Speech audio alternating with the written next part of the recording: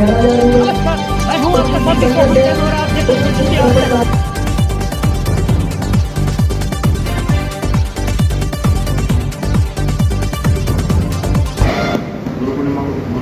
शहर में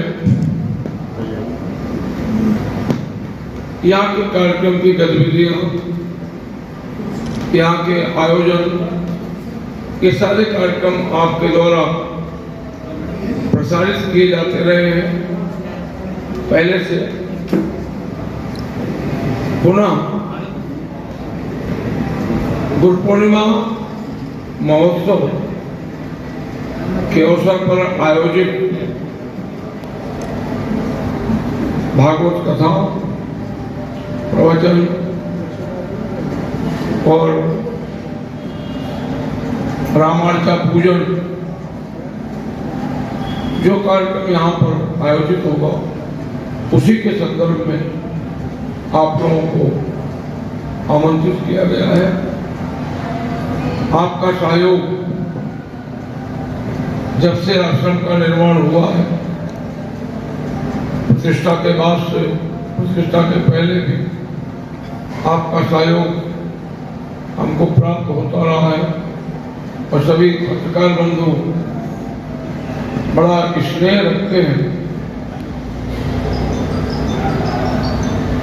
इसी वजह से आपको आश्रम में आमंत्रित किए हैं।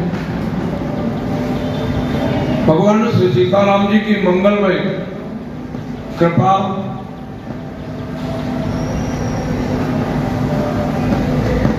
का हम लोग अनुभव कर रहे हैं। आश्रम आध्यात्मिक जगत का विद्यालय है। आश्रम में आध्यात्मिक गतिविधियों के माध्यम से हम अपनी सनातन संस्कृति को प्रचार प्रसार करने में आश्रमों को सहयोग मानते हैं। जहाँ भी आश्रम है, संत महात्मा रह रहे हैं, पारमार्थिक गतिविधियां चल रही हैं, उसके माध्यम से हम एक संदेश देते हैं दुनिया को। सनातनी एक ऐसा धर्म है जो सारी दुनिया के मंगल की कामना करता है। कोई जाति विशेष नहीं, कोई वर्ग विशेष नहीं, कोई संप्रदाय विशेष नहीं, केवल सनातन का डिमडिम घोष अनादिकाल से रहा है। सर्वे भवन्तु सुखिनः, सर्वे सन्तु निरामया, सर्वे भद्राणि पश्यन्ति मा कश्चित् दुःखं। मतलब हम अपने व्यक्तिगत स्वार्थ के लिए नहीं करते, हम ये पूरी दुनिया के मंगल कामना के लिए कार्यक्रम आयोजित करते हैं। मैं अपनी पूजा कराने में विश्वास कम रखता हूं। व्यक्ति की पूजा की आवश्यकता नहीं है। गुरु वो परम शक्ति है, गुरु शाश्वत है, गुरु पहले भी थे, गुरु आज भी है। गुरु को किसी भी रूप में आप स्वीकार करके उनका अर्चन, पूजन, बंदन कर सकते हैं। गुरु कोई व्यक्ति नहीं है। आजकल लोग गुरु को व्यक्ति से लेकर के चलते हैं। तुम्हारा गुरु कौन है? तुम्हारा गुरु, गुरु कोई साधारण शक्ति नहीं है। गुरु के अंदर बड़ी क्षमता होती है। उत्पत्ति, सृजन और संहार की तीनों की क्षमता गुरु के अंदर होती है। क्योंकि गुरु व्यक्ति नहीं है, गुरु शाश्वत है। लेकिन उसी को माध्यम बना करके उन महापुरुषों का अर्चन, पूजन, वंदन करते हैं। गुरु ब्रह्मा, गुरु विष्णु, गुरुदेव महेश्वरा, गुरु साक्षात परब्रह्म, तस्मै श्री गुरुवे नमः। ऐसा करके एक गुरु के प्रति हमें भाव रखते हैं कि हमारे गुरु के अंदर ये तीनों शक्तियां संपन्न है, ब्रह्मा विष्णु महेश, पालन, उत्पत्ति, पालन और संग्रह, ये तीनों ही उसके अंदर हम मान करके चलते हैं। इसीलिए हम उस गुरु को गुरुदेव भगवान के नाम से संबोधित करते हैं। एक साधारण भाषा में लोग कहते तुम हमारे गुरु हो, या तुम बहुत बड़े गुरु हो, बहुत गुरु आदमी हो। वो गुरु नहीं। जिस गुरु को आप लोग इस प्रकार संबोधित कर देते हैं कि आप तो बहुत बड़े गुरु आदमी निकले, कह देते हैं। मैं उस गुरु की बात नहीं कर रहा हूं, मैं उस गुरु की बात कर रहा हूं जो शाश्वत है, नित्य है। हम सबके जीवन में कई प्रकार से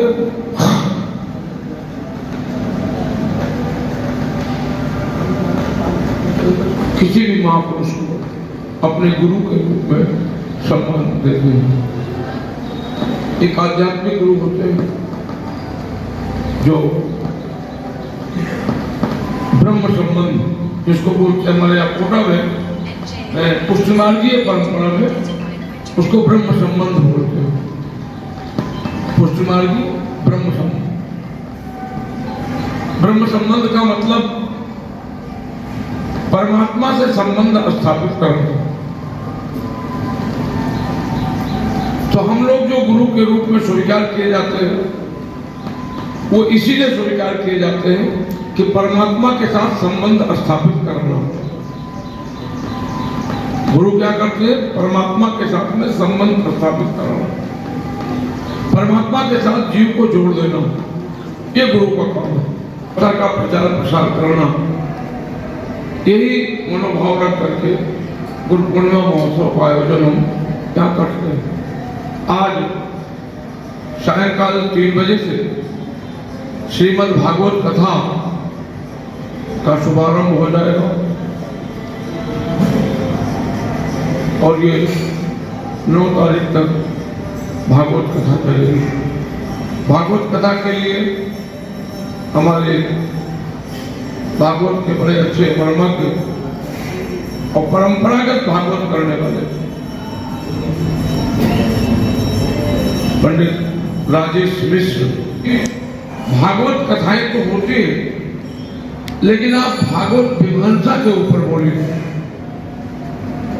बोले महाराज जी मीमांसा तो बोल देंगे, लेकिन मीमांसा को समझने वाले श्रोता होता तो बोले, विद्वान है।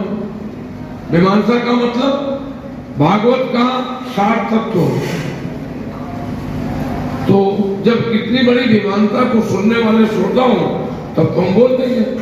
मैंने कहा भाई श्रोता की तो गारंटी मैं नहीं ले सकता हूँ, कैसे श्रोता रहेंगे, लेकिन ये है कि मीमांसा को जरूर आप इसमें कथा में सम्मिलित करें, क्योंकि भागवत कथा आज की तारीख में आपापंथी मनमुखी फिरे टोल के टोल, ये कथाओं का भी क्रम कुछ अब बदल गया। बोले महाराज जी नचाए नहीं, गवाए नहीं, मजा नहीं आया कथा में। कथा में नाचे नहीं, गावे नहीं, बोले कथा में मजा नहीं आया। तो कथा मजा के लिए नहीं, कथा है आत्मकल्याण के लिए। जो लोग कथाओं में मजा ढूंढते हैं वो आत्मकल्याण नहीं कर सकते।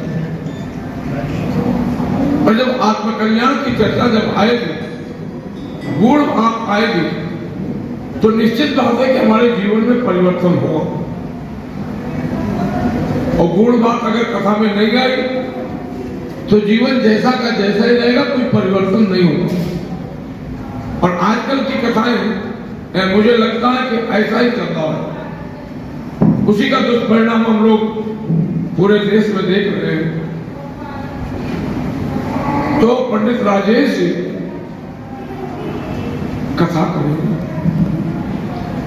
एक दिन का कार्यक्रम मैंने रखा है रामायण का पूजन। वो काफी समय लगता है उसमें। रामार्चा पूजन कराने के लिए आचार्य विनयदास जी महाराज को मैं लेके आया हूँ अयोध्या से, क्योंकि रामार्चा पूजन पद्धति एक अलग प्रकार की पद्धति है जिसमें श्री राम पंचायतन पूजन होता है।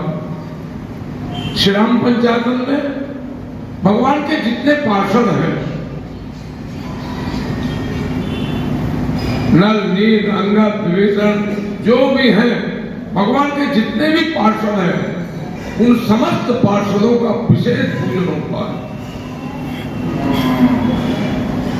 तो एक दिन मैंने एक कार्यक्रम रखा है रामार्चा पूजन, और रामार्चा पूजन भी देखने योग्य होता है कि जगमोहन में होगा। हमारे अयोध्या की परंपरा में ये विशेष अनुष्ठान माना जाता है रामार्चा पूजन। तो एक दिन का कार्यक्रम रामार्चा पूजन। आध्यात्मिक से संत महात्माओं के प्रवचन भी कथा विश्राम से पूर्व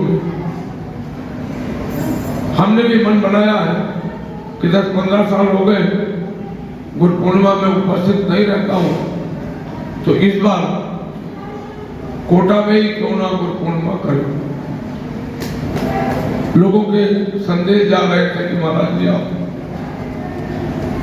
कोटा नहीं आते, मिल नहीं पाते, तो ये मान लो कि लोगों से मिलने के लिए भी ये बड़ा अच्छा अवसर रहेगा कि मैं कोटा के सभी लोगों से मिल भी लूंगा इन 5-7 दिनों में। हालांकि 2 दिन बीच में हमको मुरादाबाद जाना है, वहाँ भी कार्यक्रम है गुरु पूर्णिमा का, 2 दिन के लिए जाऊंगा बीच में, पुनः आकर के। और अंतिम दिन गुरु पूजन हमारे ऊपर हमारे आचार्य श्री की विग्रह पधरी हुई है, जगत गुरु भगवान रामानंदाचार्य, सदगुरुदेव भगवान। तो अंतिम दिन में हम उन महापुरुषों का स्मरण करेंगे, उनका पूजन करेंगे, अर्चन करेंगे। जो लोग हमसे श्रद्धा रखने वाले लोग हैं वो भी आएंगे, वो भी पूजन के कार्यक्रम में सम्मिलित होंगे। और जो अनवरत भगवत प्रसाद का कार्यक्रम चलता है, ये कार्यक्रम आयोजित होगा। इस कार्यक्रम को आप किस रूप में अपने पत्र पत्रिकाओं के माध्यम से संदेश कोटा नगर के लोगों को देना चाहेंगे, देंगे आप, और अधिक से अधिक लोग इस कार्यक्रम में उनकी सहभागिता हो, लोग आए, लोगों को यहाँ से कुछ आध्यात्मिक चेतना जागृत हो तो अच्छा रहेगा। इसी कार्यक्रम के संदर्भ में आप सबको बताना था, इसीलिए बुलाया गया है। उनको आप लोग जानते हैं, राष्ट्रीय मुद्दे तो बहुत हैं, आप जिस पर भी कोई प्रश्न करना चाहेंगे तो हम आपको जरूर जवाब देंगे। जय श्री राम। कथावाचकों के लिए मैं आपसे निवेदन करूं, शास्त्र का अध्ययन किए बिना मंच पर बैठ करके करना मैं उचित नहीं समझता।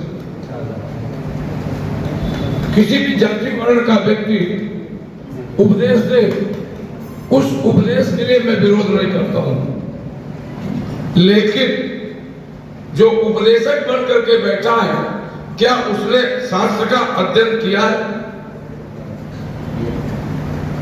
क्या उसकी वाणी सही निकल रही है? मैं एक दिन राम जन्मभूमि चला गया, मैं नाम नहीं लूंगा, तो किसी पदाधिकारी ने या किसी व्यक्ति ने मुझसे कहा राम दशरथ का बेटा था, छोटा था। मैंने कहा तुम्हारा नाती पोता तो नहीं था।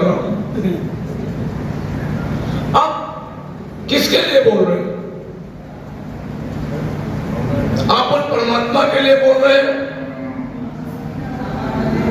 जो परमात्मा जो सारे जगत का नियंता है, क्या ऐसे बोला जाएगा? आपके बोलने की शैली ठीक, भाषा ठीक, कम से कम भाषा तो सही रखो। तो वक्ता मंच पर बैठ करके अगर उसकी भाषा भी सही नहीं हो तो भले ही ब्राह्मण क्यों ना हो, वो भी मंच पर बैठने के योग्य नहीं है। शास्त्र का अध्ययन होना चाहिए और सांगोपांग शास्त्र का अध्ययन करो। मंच पर बैठ करके उपदेश देने जा रहे हो तो शास्त्र का ध्यान रखो। अब गांगिया कथावाचक बैठ जाएंगे मंच पर तो अपशब्द बोलेंगे, उसको जातिवाद के रूप में प्रस्तुत करना ये बिल्कुल गलत है। भाई यादव जी कथा करें, बहुत बढ़िया बात है, लेकिन यादव जी शास्त्र का अध्ययन करके तो बोल रहे हैं और उनका समर्थन कर दिया। जो आदमी अपनी कथा में कह रहा है हनुमान जी लंका में रात भर कुत्ते जैसे घूमते रहे, अब उस वक्ता का स्वागत लातों से जूतों से अगर किया जाए तो क्या दिक्कत है? जिस वक्ता के पास बोलने के लिए शैली नहीं है, शब्द नहीं है, तुम्हें तो ऐसे वक्ताओं का बहिष्कार होना चाहिए। लेकिन उसका बहिष्कार करेगा कौन? आप लोग सुनते हैं, जो लोग सुनते हैं उन्हें ध्यान देना चाहिए कि मैं जिस वक्ता को आमंत्रित कर रहा हूं उसके पास शास्त्रीय प्रतिभा कितनी है, वैदिक प्रतिभा कितनी है। अरे भाई कोई आईएएस बनने के लिए उसको आईएएस की परीक्षा देनी पड़ती है, तब वो आईएएस की कुर्सी पर बैठता है। ब्राह्मण हो, क्षत्रिय हो, वैश्य हो, शूद्र हो, कोई भी हो, उसको आईएएस का दिमाग रखना पड़ेगा, तब वो आईएएस बनेगा। हर व्यक्ति नहीं बनता आईपीएस बनेगा, कब? जब दिमाग रखेगा। आपके यहां भी पद है कि नहीं है? तो पद क्यों है? ये हमारे महाराज मनु ने ये पद बनाए, ब्राह्मण, क्षत्रिय, वैश्य और शूद्र, ये व्यवस्था चलाने के लिए। व्यवस्था संसार की कैसे चलेगी इस पर विचार करिए। आप भी बनाते हैं, आपके यहां पद होते हैं कि नहीं होते हैं? भाई ये बाबू है, ये लिपिक है, ये स्टोनो है, ये पेशकार है, ये पद क्यों है? अगर सरकार जातिवाद खत्म कर रही तो पद भी खत्म कर दे, पद भी नहीं चाहिए। ये पद क्यों? पद है व्यवस्था को संचालित करने के लिए। कुर्सियां अलग अलग है, ये बाबू की है, चपरासी की है। चपरासी को स्टूल क्यों देते हो बैठने के लिए? चपरासी को कुर्सी क्यों नहीं देते हो? ऑफिसों में चपरासी को कुर्सी क्यों नहीं देते हो? उसको स्टूल क्यों देते हो? कलेक्ट्री में चले जाओ, कलेक्टर का दरबार स्टूल पे भी चल जाएगा। तो आपने तो उसको नीच बना दिया जो आपका चपरासी है। तो तुम्हारी परंपरा में भी तो ये है, तो जो वैदिक व्यवस्थाएं चल रही है उनको चलने दीजिए, उसमें हस्तक्षेप मत करिए। और वैदिक व्यवस्था में ऊपर नीचे कुछ नहीं होता, जो है सो है, जो है सो है, उसको हम न्यूनाधिक नहीं कर सकते, घटा बढ़ा नहीं सकते, जो वैदिक व्यवस्था है। इसलिए वैदिक व्यवस्था जिंदा कैसे रहे, इसके लिए भी मैं सभी पत्रकार बंधुओं से निवेदन भी करूंगा और ये कहूंगा कि आने वाले भविष्य में ऐसा न हो कि सनातन का बहुत बड़ा ह्रास हो। ऐसे लोगों से पूछिए कि आपने शास्त्र का अध्ययन कितना किया है, आपका अध्ययन कितना है? आप कथा कर रहे हैं, बहुत बढ़िया बात है, लेकिन आप बताइए तो आपने कितने शास्त्र अध्ययन किए, किस गुरु के पास नहीं अध्ययन किया? ये सारी चीजें हम लोग जब कथा करते थे मंच पर तो डर लगता था कि नीचे बैठा हुआ व्यक्ति ऐसा न हो कि शास्त्र की कोई गहराई में जाकर के हमसे प्रश्न कर ले। मंच पर बैठे हुए व्यक्ति को नीचे वाला व्यक्ति पूछ सकता है कि महाराज ये शास्त्र में ऐसा लिखा है तो क्यों लिखा है, किसने लिखा है, और क्यों लिखा है, किसने लिखा है? अगर इसका अध्ययन नहीं जानता है नहीं तो हम आपको जवाब नहीं दे पाएंगे। इसलिए शास्त्र का अध्ययन अनिवार्य है, बहुत जरूरी है। अगर ऐसा नहीं हो क्या हुआ, सबको महाराज यदि कोई कथावाचक की अर्धांगिनी किसी कथावाचक की अर्धांगिनी या उसके पिता की डेथ हो जाती है तो सूतक लगेगा या नहीं लगेगा? कथावाचक की पत्नी या उसके पिता की मौत हो जाती है तो सूतक लगेगा या नहीं लगेगा उस कथावाचक की? ये बिल्कुल प्रश्न आपने बिल्कुल ठीक किया। ये प्रश्न भी पूरे हिंदुस्तान में गूंज रहा है। ये प्रश्न भी पूरे हिंदुस्तान में गूंज रहा है, क्योंकि अभी हमारे देश के प्रकांड राम कथा के गायक सम्माननीय मुरारी बापू की पत्नी का देहावसान हो गया और 3 दिन के बाद यूं कथा करने चले गए।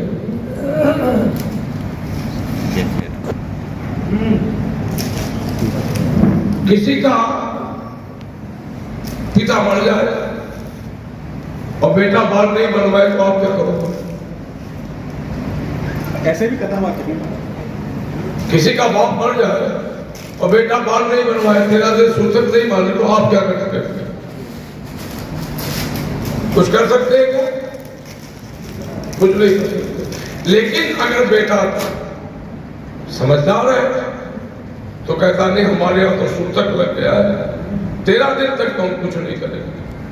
मुखाग्नि देने वाले व्यक्ति को शास्त्र की मर्यादा है, जो व्यक्ति मुखाग्नि देता है वो 13 दिन तक 12 दिन तक किसी को स्पर्श नहीं करता।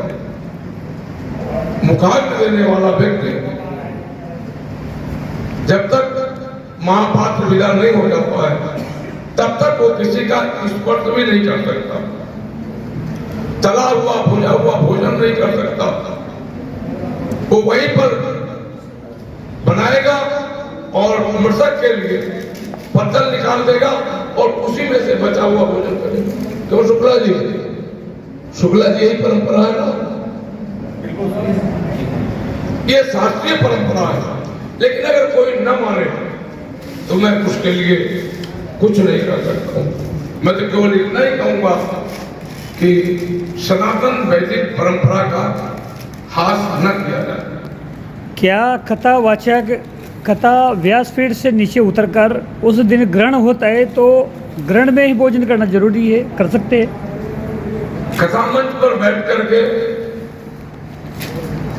जो व्यास कथा कर रहे हैं उनकी मर्यादा ये है कि जब तक कथा की आरती न करें वो उठे भी नहीं। एक आसन से बैठ करके एक स्थान पर वो कथा वाचन करेगा। बहुत सी मर्यादाएं हैं। हमारे यहाँ अनुष्ठान करने वाला व्यक्ति जब जाता था अनुष्ठान करने तो उसको 2 धोती वरण दी जाती थी। अगर वो लवशंका करने गया है, पेशाब करने गया है, तो भी खटी स्नान करके पुनः वो गद्दी पर बैठ करके पूजा कराएगा। अब समस्या हो गई कि जजमान लोग एक धोती भी नहीं देते। बोले महाराज अपने मन की धोती खरीद लेना है, पैसा ले लो 100 रुपया। तो क्या करेगा? वो मर्यादा भंग तो करेगा ही करेगा। भागवत कथा का सिस्टम ये था कि एक समय में दोपहर के पहले जो कथा कर रहा है वो मूल पाठ करेगा। वो मंडप में बैठ करके मूल पाठ करेगा और मूल पाठ करने के बाद दूसरी मीटिंग में जितना मूल पाठ किया है उतनी कथा सुनाएगा। छोड़कर नहीं करवाएगा। अरे जय भगवान जय भगवान जय भगवान। और पूर्णिमा की भेंट तो आज से आना चालू हो गई। छोड़कर नहीं कराएगा, साबुन नहीं लगाएगा, किसी अमक वस्तु का सेवन नहीं करेगा, जमीन पर सोएगा या तखत पर सोएगा। ये सारी मर्यादाएं शास्त्र की हैं और अगर इन मर्यादाओं का पालन नहीं हो रहा है तो आपका अनुष्ठान कराना बेकार है। अगर कोई कथावाचक इस प्रकार से करता है तो क्या आपकी परंपरा में कोई दंड विधान है? अगर कोई कथावाचक इस प्रकार से करता है तो क्या उसके लिए कोई दंड विधान है? कथावाचक अगर गलती करता है तो कथावाचक तो ज्ञानी है। ज्ञानी के लिए भगवान क्या कोई क्षमा याचना नहीं चलती। भक्त के लिए क्षमा याचना होती है। भक्त भगवान के सामने जाके गलती हो जाए और जाकर के कह दे पापो हम पापात्मा आवानम में जाना में भगवान क्षमा कर देंगे। लेकिन ज्ञानी अगर ऐसा करता है, ज्ञानी का मतलब जो पारंगत है, उसके लिए भगवान क्या कोई क्षमा के लिए स्थान नहीं है। ये शास्त्र की बात है।